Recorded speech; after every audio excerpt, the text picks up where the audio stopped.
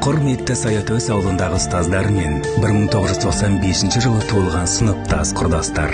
Өтес орта мектебінде 2001-2012 жылдар аралығында оқыған түлектер. Сіздерді көптен күткен 10 жылдық мектеп бітіру кешімізге арналған естеліктер есімде сақтаулы әлі атты іс-шарамызға шақырамыз.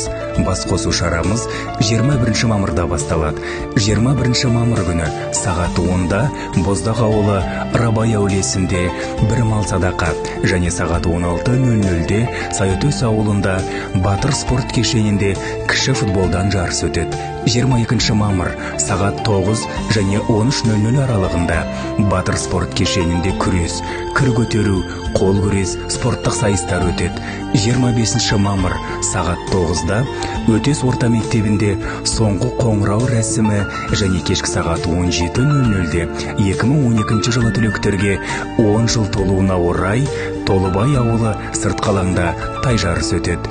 Түлектер кеші Ақтау қаласында жалғасады. 26 мамыр сағат 19:00-де Ақтау қаласы Роял Палас мейрамханасы құрдастар арасында мерекелік банкет өтеді. Және 27 мамыр күні теңіз жағасында табиғат аясында демалыс. Іс-шарамыздан қапы қалмаңыздар. Мереке құтты болсын.